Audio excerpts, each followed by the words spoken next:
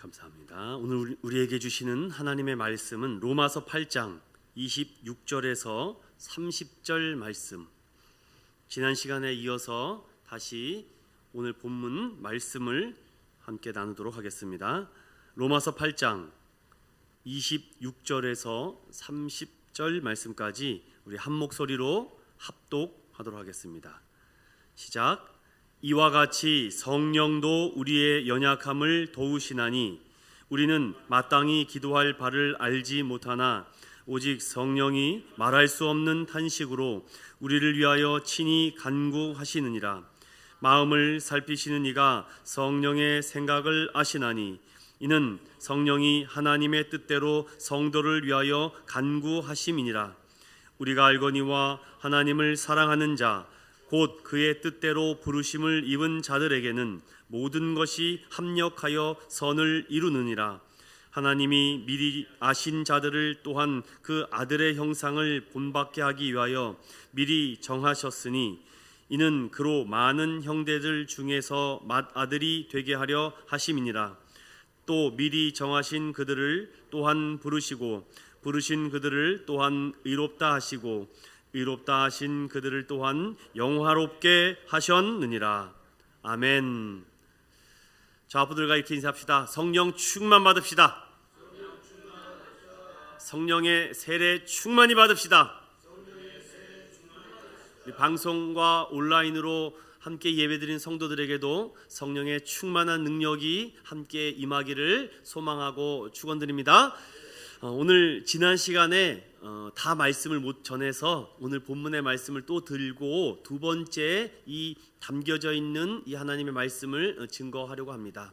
제목은 동일하게 복음은 성령의 능력을 받게 한다라는 제목으로 지난 시간과 동일하게 성령의 삶, 영광스러운 양자됨의 네 번째 이야기로 함께 살펴보겠습니다.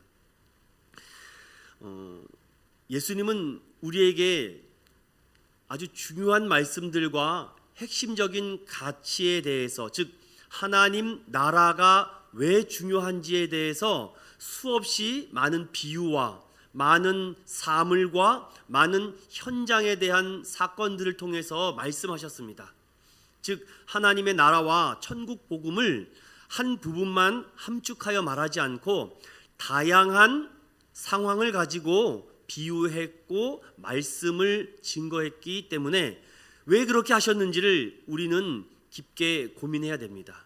그 이유에 대해서 여러 가지 말씀들이 많이 있지만 중요한 말씀은 바로 이 부분입니다. 인생에는 세 가지 고민을 누구나 하게 됩니다. 몇 가지 고민을 한다고요?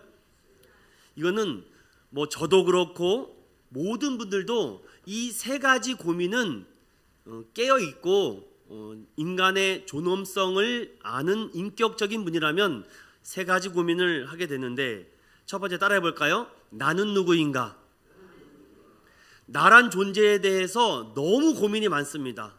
나는 왜 이렇게 못생겼지? 나는 왜 이렇게 잘생겼지? 나는 왜 이렇게 머리가 똑똑한 거야? 나는 왜 이렇게 만능 스포츠맨이지? 근데 나는 왜 이렇게 아는 게 없지? 왜 나는 이렇게 지혜롭지 못할까? 우리는 다양한 상황 속에서 수없는 고민을 합니다. 즉 정체성에 대한 고민이죠. 그런데 그 정체성에 대한 고민을 한 방에 해결하는 방법도 성경은 말을 합니다. 두 번째, 나는 과연 중요한 존재인가? 따라해 볼까요? 나는 과연 중요한 존재인가? 내가 이 땅에 딱 태어났는데 나를 찾는 사람이 없습니다. 즉 나를 필요로 하는 사람이 없다면 내가 왜 있어야 되지? 나는 그냥 빨리 다른 세상과 다른 차원으로 가고 싶어. 나를 필요로 하는 곳이 없다면 우리는 심각한 고민에 빠집니다. 첫 번째가 나에 대한 정체성에 대한 고민이라면, 두 번째는 나의 중요성에 대한 고민을 하게 됩니다. 내가 정말 내 아내에게 존경받는 남편이 되고 있나? 내 남편은 나를 정말 사랑하고 있는 건가? 교회를 사랑하고 있는가? 이런 중요성에 대한 문제에 우리는 깊이 빠지게 됩니다. 세 번째 따라할까요? 나는 삶에서 어느 위치인가? 왜 누구는 사장이고 누구는 회장인데 나는 맨날 말단 사원인가? 제가 20대 때 인천 남동공단에서 일했던 경험이 있습니다. 거기에서 저랑 30년 정도 차이 나는 50대 중반의 어르신이 계셨는데 저보고 이런 얘기를 합니다. 나는 절대로 사무실 직원 되지 않을 거야. 그래서 그때 어린 나이에 너무 궁금해서 아니 어르신 왜 그렇게 생각하세요? 그때 이렇게 얘기합니다.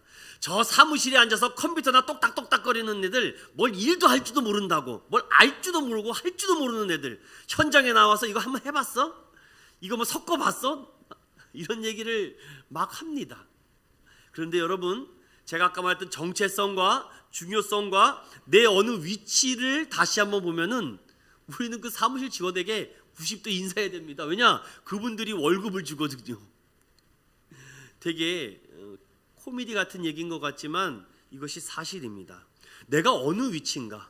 그래서 저는 그 얘기를 듣고 어린 마음에 나는 싫어. 나는 차라리 컴퓨터를 다루고 사무실에서 과장 되고 싶고 부장 되고 싶고 차장 되고 싶어. 이런 생각이 저 안에 들었는데 그 50대 중반 되신 어르신은 계속해서 그냥 작업복 입고 일하는 그 상황으로 흐르는 걸 보고 젊은 나이에 나는 저렇게 살고 싶지 않다라는 강한 도전을 받았습니다. 사랑하는 여러분, 우리의 위치가 어디냐에 따라서 영향력이 틀립니다. 내가 말단 사원이면은 말단 사원의 영향력밖에 힘을 발휘할 수 없죠. 높은 자리에 올라가 보십시오. 무언가를 바꿀 수 있고 변화시킬 수가 있습니다. 그래서 남자들에게는요, 정말 이 권위에 대한 욕심이 강할 수밖에 없습니다. 물론 여성들도 그렇습니다. 왜냐? 아무리 돈이 많고 재물이 많아도 권력을 가진 사람이 휘둘러 버리니까 꼼짝을 못 하거든요. 그냥 뺏어버리면 그만입니다. 이렇게 제가 말씀드리는 것은 나는 누구인가에 대한 정체성에 대한 고민을 하게 되죠. 그리고 나는 과연 중요한 존재인가에 대한 중요성에 대한 고민. 나는 어느 위치인가? 내가 정말 이 세상에 영향력이 있는 사람인가? 이런 아이덴티티, 임포턴스, 임팩트에 대한 이 세 가지 3I가 계속해서 고민이 됩니다. 그런데 이런 고민을 하지 않는 사람은 편하게 살 수 있을 것 같죠? 그렇지 않습니다. 사람들은 이런 고민을 계속하게 되죠. 예수님은 이러한 고민을 하는 이스라엘 백성들에게 한 방에 해결하십니다. 네가 이 세 가지 문제를 해결하지 못할 때 고통스러웠지? 왜 그런지 아시? 하면서 예수님은 이렇게 얘기합니다. 바로 길을 잘못 들었기 때문에 내가 누구인지를 모르는 거야. 그리고 진리를 잃어버렸기 때문에 네가 무엇이 중요한지를 놓치게 되는 거야. 네가 생명의 소중함을 모르기 때문에 너가 영향력이 있는가 없는가에 고민이 빠진다. 주님은 우리에게 그래서 내가 곧 길이요 진리요 생명이니 라고 딱 한 방에 이스라엘 백성들에게 그 고민을 해결해 주십니다. 내가 누구인가? 길을 잃어버려서 그렇습니다.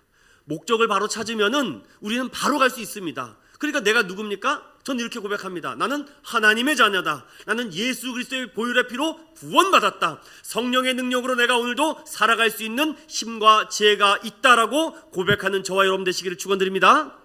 그리고 진리를 잃어버리니까 계속 배신당합니다. 여러분, 진리를 잃어버리면은요 굉장히 힘들어합니다. 진실이 자꾸 왜곡되기 때문에. 그래서 이런 고민을 너희가 진리를 잃어버렸기 때문이다. 그래서 우리는 진리를 찾아야 됩니다. 여러분, 진리가 곧 너희를 자유하게 한다라는 말씀 기억하시죠? 하나님의 말씀을 듣고 배우고 알면 알수록 우리에게 자유함이 생겨야 됩니다. 그런 자유함이 있을 줄로 믿습니다. 정말 더 중요한 것은요 바로 내 생명입니다. 죽음이라는 과정을 뛰어넘을 사람은 없습니다. 다 누구나 죽죠.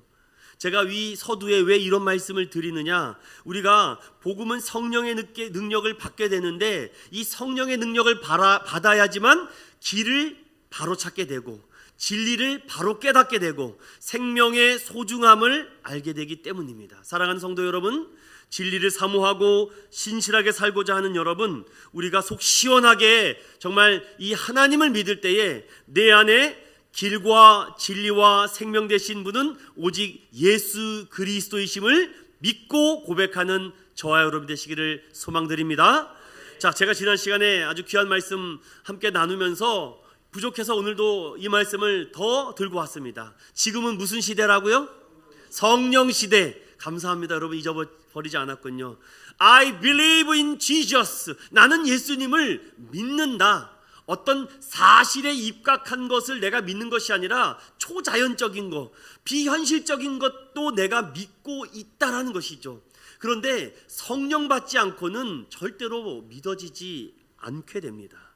사랑하는 여러분, 오늘은 제가 여러분들에게 이 하나님의 이 다이내믹한 이 말씀을 통해서 우리 삶을 송두리째 뒤 흔들어 버리는 이 이야기를 오늘 본문의 중심에 맞춰서 살펴보려고 합니다. 성령 충만 받은 사람은요 벌써 달라집니다. 예전에 제가 읽었던 서적 중에 우리 한국에도 아주 기라성 같은 유명한 목회자들이 굉장히 많습니다. 그 중에 여러분 길선주 장로님이라는 분이 계시죠. 그 길선주 장로님은요 모르겠습니다. 책에 의하면은 요한계시록을 1만 번 읽었다고 합니다. 그래서 계시록을 1장부터 마지막 장까지 다 암기한다라고 할 정도죠. 그리고 그 길선주 장로를 통해서 많은 역사와 변화가 일어나지 않습니까? 제가 이 시간에 한국교회사를 다룰 수는 없기 때문에 여러분은 그 길선주라는 이름 하나만 기억해 주셨으면 좋겠습니다. 그리고 제가 그 한국교회사 책을 쭉 읽어보고 있는 가운데 아주 우리 한국에 유명한 부흥 강사가 한 분 있었습니다. 그래서 제가 옛날에 신학교 다닐 때 그분의 이렇게 스티커를 붙이고 책에다가 하고 다녔는데 그분 이름이 김익두 목사님이십니다. 한번 들어보셨습니까? 김익두 목사님인데 우리가 잘 아는 주기철, 손양원 이런 목사님은 잘 아는데 김익두 목사님은 잘 모르는 것 같아요. 그분은 전직 깡패입니다. 동네에서 아주 못된 짓은 골라서 하던 분인데 아니 하나님의 역사가 놀랍죠. 하루아침에 성령 충만함을 받고 그가 가장 먼저 한 일이 무엇인지 아십니까? 그 자기가 사는 지역과 동네에다가 부고장을 날렸습니다. 여러분 부고장이라고 아시죠? 누가 돌아가시게 되면은 부고를 날립니다. 요즘은 스마트폰으로 다 이렇게 부고장을 날리지 않습니까? 그래서 사람들이 부고장을 딱 받아봅니다. 김익두 사망 이렇게 써 있습니다. 그래서 아니 김익두 가지고서 아이고 잘됐네, 그 깡패놈 아주 잘 죽었다, 너무 잘됐다라고 좋아합니다. 그러면서 많은 사람들이 야 김익두가 죽었대 하면서 그 집으로 찾아갔죠. 그런데 김익두가 죽었을까요? 아니 버젓이 살아 있습니다. 그래서 부고장을 들고 아니 당신이 부고장을 죽어서 죽었다고 해가지고서 내가 지금 조문하러 왔는데 당신 살아있네? 라고 말했더니 그런데 유명한 일화가 있죠. 나는 성령 예수로 죽었다.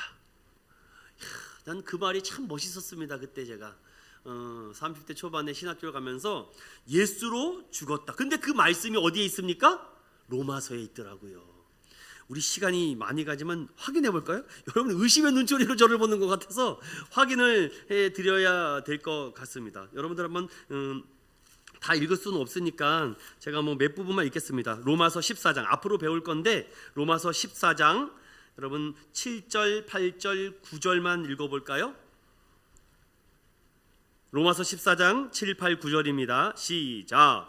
우리 중에 누구든지 자기를 위하여 사는 자가 없고 자기를 위하여 죽는 자도 없도다.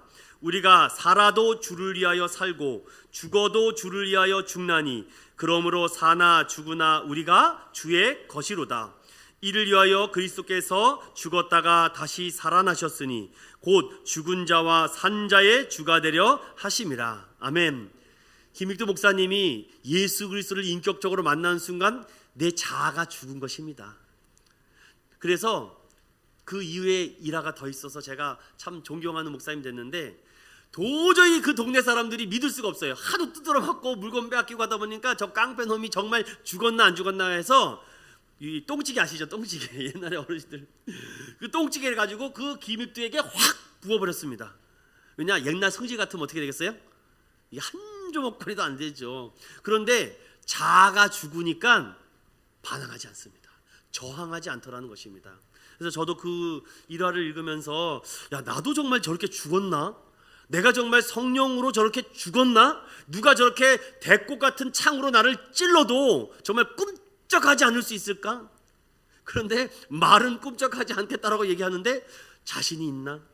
그런데 그분도 성령의 충만한 은혜를 받고 내가 예수 그리스도 이름으로 죽었습니다. 그것을 현실적으로 실제적으로 보여주는 그 글을 통해서 주님, 내 안에 아직 살아있는 이 자아와 내 안에 아직 꿈틀대고 있는 이 욕정과 욕망을 죽여달라고. 그러기 위해서는 오늘 로마서 14장 말씀처럼 예수 안에서 내가 죽고 살아야 되겠구나. 우리 사랑하는 성도 여러분, 예수 안에서 죽고 사는 저와 여러분 되기를 소망드립니다. 자, 그렇다면 오늘 말씀을 한번 살펴보도록 하겠습니다. 여러분, 지난 시간에 어떻게 성령을 받는 것에 대해서 몇 가지 말씀드렸죠?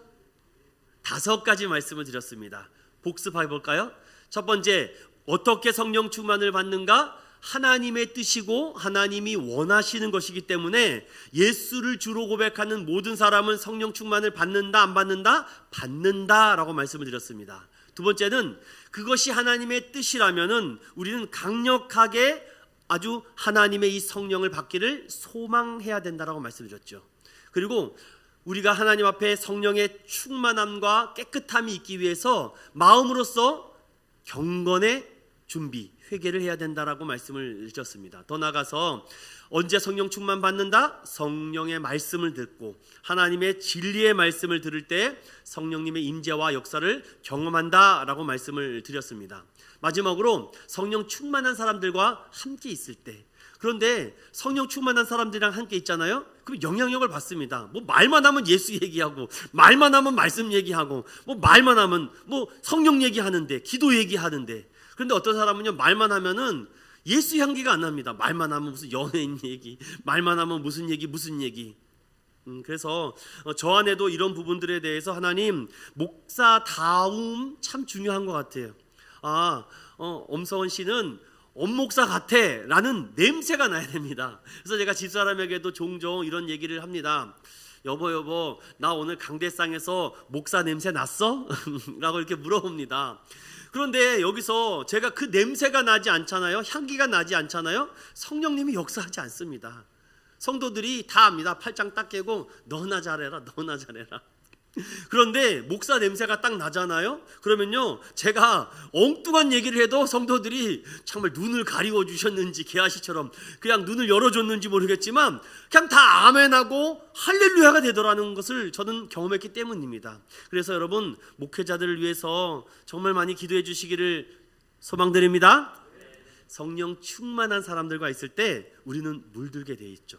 그래서 오늘은 그 연장선에 있어서 왜 성령을 받아야 하는가? 여러분 따라해볼까요? 왜 성령 받아야 하는가? 그 말씀이 오늘 로마서 8장 26절부터 30절에 담겨져 있는데 제가 3가지로 오늘 정리해 드리겠습니다. 먼저 왜 성령 받아야 하는가? 왜 자꾸 성령 받으라, 성령 충만 받으라 라고 하는 그 첫 번째 이유가 있는데 우리 함께 따라해 볼까요? 기도를 도우시기 때문이다. 중요하니까 우리 한 번 더 읽어볼게요. 26절과 27절입니다. 시작. 이와 같이 성령도 우리의 연약함을 도우시나니 우리는 마땅히 기도할 바를 알지 못하나 오직 성령이 말할 수 없는 탄식으로 우리를 위하여 친히 간구하시느니라. 마음을 살피시는 이가 성령의 생각을 아시나니 이는 성령이 하나님의 뜻대로 성도를 위하여 간구하심이니라. 아멘. 여러분, 우리가 실제적으로 기도는 합니다. 기도는 정말 잘하죠. 정말 너무 멋있고 아름답고 어떨 때는 화려하게 잘 합니다. 그런데 실제적으로 우리의 기도의 본질에 있어서 무엇을 달라고 물어보는지는 잘 모를 때가 많이 있습니다. 성령께서 우리의 기도 내용을 보면서 탄식한다라고 합니다. 왜냐? 그 기도의 목적과 방법을 상실했기 때문이죠. 성경은 이렇게 말합니다. 성령도 우리의 연약함을 도우시는데 우리가 성령 충만함을 받지 못하고 기도했을 때는 우리가 구하는 것과 바라는 것과 두드리는 것이 엉뚱한 목적을 위해서 자신의 욕심과 욕정을 위해서 구하는 경우가 많다라고 말합니다. 그래서 성령께서도 우리에게 무엇을 기도해야 되는지 함께 탄식하며 말할 수 없는 은혜로 함께 간구하고 있다라고 오늘 로마서 8장 26절은 말씀합니다. 그렇다면 우리가 몇 부분 살펴보면서 확인해 볼까요? 먼저 마태복음 20장 22절을 열어보겠습니다. 마태복음 20장 22절, 예수님께서는 오늘 저와 여러분들에게 무엇을 말씀하고 있는지 먼저 예수님의 음성을 먼저 들어봐야 되겠습니다. 20장 22절입니다. 시작. 예수께서 대답하여 이르시되 너희는 너희가 구하는 것을 알지 못하는도다. 내가 마시려는 잔을 너희가 마실 수 있느냐? 그들이 말하되 할 수 있나이다. 자, 여기 보세요.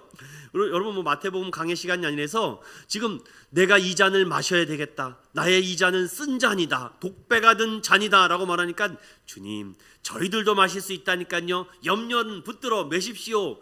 가만히 들어보면은 되게 위로가 되는 말 같은데, 예수님이 드시는 이 잔은 제자들이 먹을 수 있는 잔이 아닙니다. 이 잔이 무슨 잔입니까? 여러분 28절 마태복음 20장 28절을 한번 읽어보겠습니다. 시작. 인자가 온 것은 섬김을 받으려 함이 아니라 도리어 섬기려 하고 자기 목숨을 많은 사람의 대속물로 주려 함이니라. 아멘.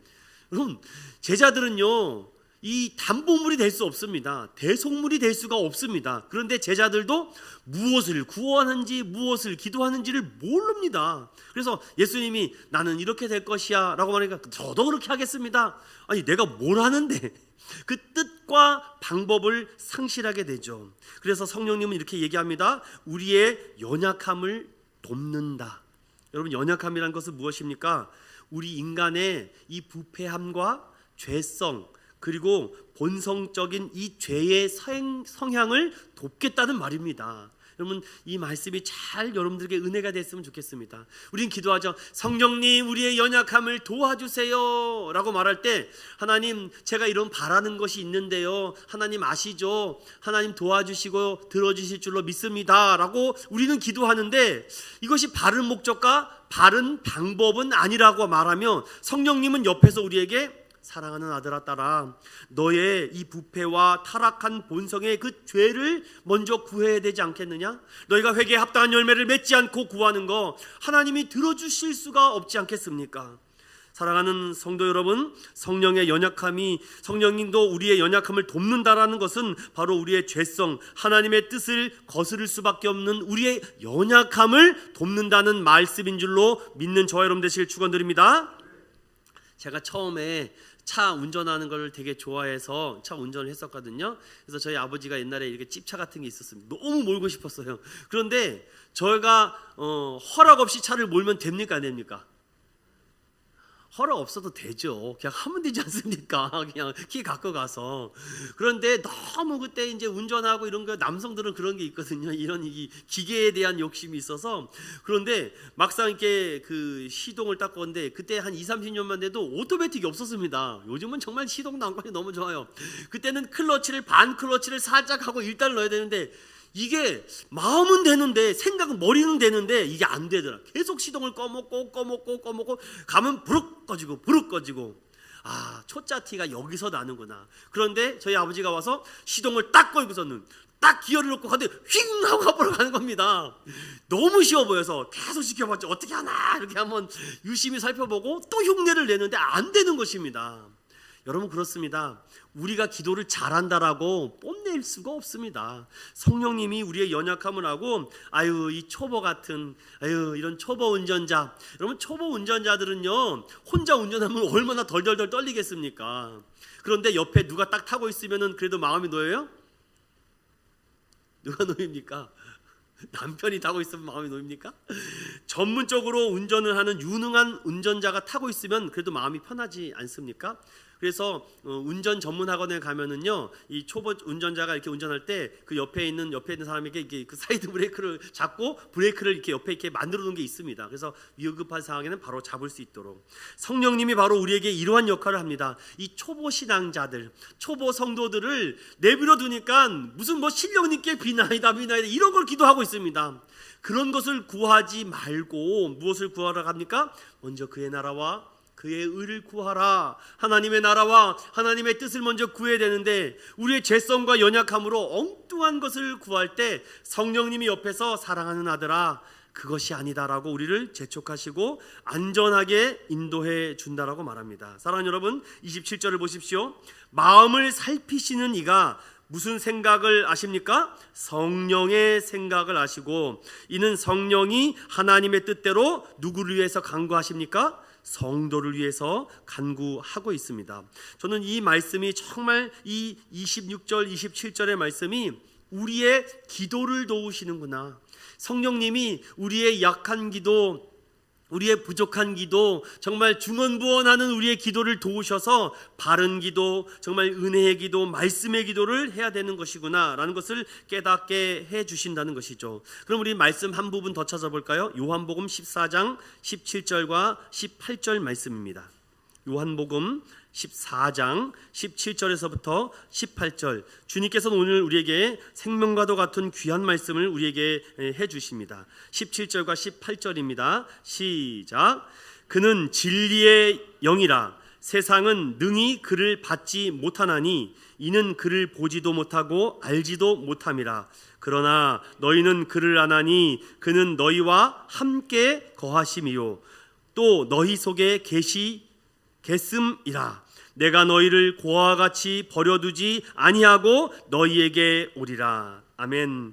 우리 기도를 도와주시고 우리를 함께 하시는 성령님이 있기 때문에 오늘도 우리가 기도할 수 있고 또한 우리가 기도를 하지 못했을 때도 성령님께서 우리의 기도를 돕고 우리가 기도해야 된다는 것을 날마다 깨닫게 해주시는 이 하나님의 성령 충만함을 사모하는 저와 여러분 되시길 축원합니다.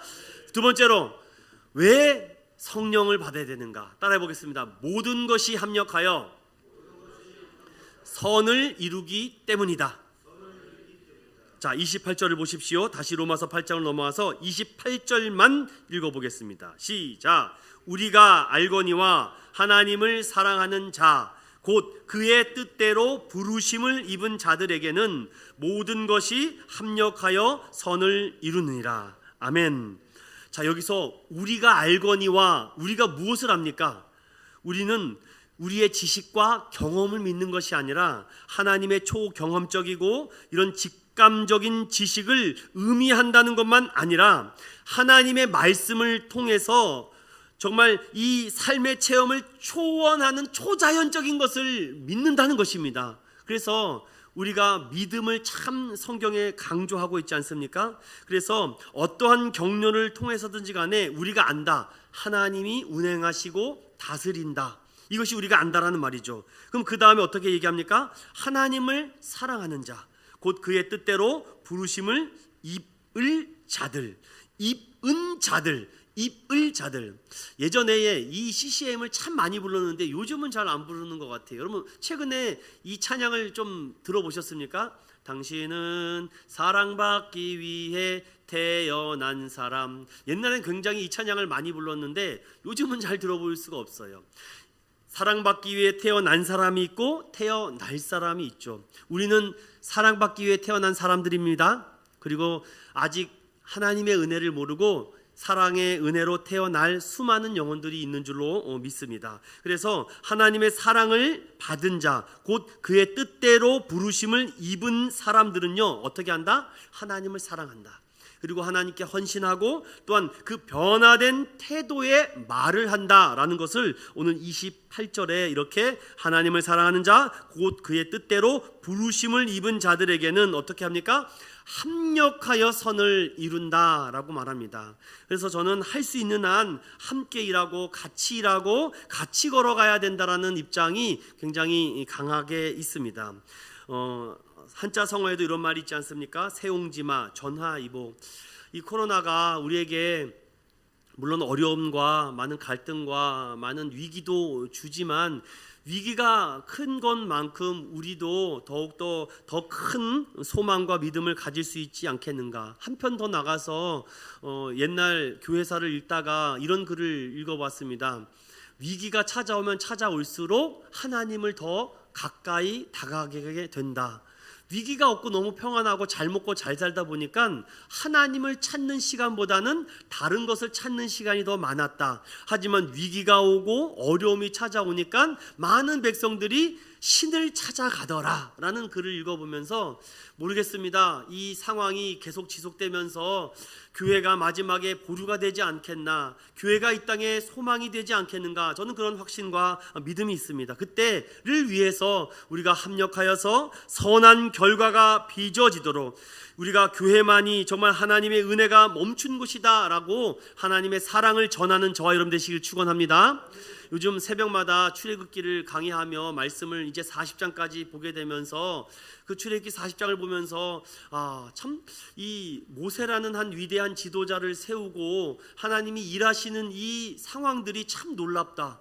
하나님은 우연이 없다라고 하는데 이 섭리 가운데 모세라는 한 인물을 그 나일강에서 건지시고 그 생명을 정말 바로 공주의 딸로 또 입양시키고 정말 이것이 구원의 서정과 여정 같습니다. 저도 정말 죽을 수밖에 없던 저의 생명을 구원해 주셔서 건져 주시지 않았는가. 예수 그리스도의 이름으로 하나님 그럼 제가 무엇을 해야 됩니까? 라고 40년을 방황한 모세가 다시금 하나님의 은혜를 입고 돌아와 80세 돼서 다시금 이스라엘의 지도자와 영도자가 되지 않습니까? 그런데 어떻게 저렇게 쉬지 않고 달려갈 수 있을까? 마지막 경주자의 모습이 참 멋있구나. 마지막 모세가 화려하게 마치고 싶지 않았겠습니까? 그런데 느보산에서 하나님과 그 독대하는 그 모세의 장면이 있습니다. 나중에 기회가 되면 그 말씀을 함께 증거해 보고 싶은데 그 마지막 하나님이 모세에게 물어봅니다. 모세야, 넌 여기까지다. 하나님, 제가 지금 120살입니다. 너무 하시는 거 아닙니까? 제가 죽을 뻔한 것도 있고 정말 말도 안 되는 상황 속을 내가 얼마나 힘들게 겪었는지 주님 이제는 좀 발 편하게 좋은 집에서 대우받으면서 떵떵거리면서 가나안 땅에 입성시켜 주셔야죠. 그것이 우리 마음 아닙니까? 모세야 그래서 너무 속상하니? 모세야 너무 서운해? 이런 장면이 너무 가슴이 아파요. 제가 그 장면을 읽을 때마다 나도 마지막에 저런 경주자의 모습을 할 수 있을까?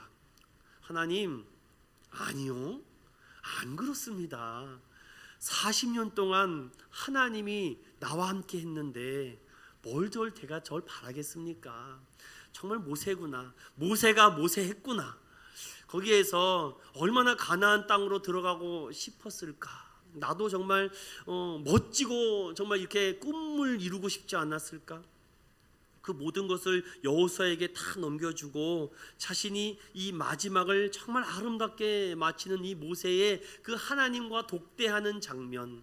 하나님, 제가 하나님의 이 선과 뜻을 이루기 위해서 정말 많은 사람들이 반역했고 많은 사람들이 나를 비판했고 비난했지만 그것을 하나님을 사랑하기 때문에 내가 끝까지 참았습니다. 하나님, 내가 여기서 이제 그만이라고 했을 때 하나님 이제 하나님 품으로 들어갈 수 있으니 고맙습니다라고 모세의 마음에 더 큰 기쁨이 있지 않았을까? 사랑하는 믿음의 성도 여러분, 우리가 어떠한 일을 할 때 정말 좋은 일만 있으면 좋겠는데 반대 세력도 있고 손가락질 하는 사람도 있다 보면은 더욱더 우리가 강력해지지 않겠는가?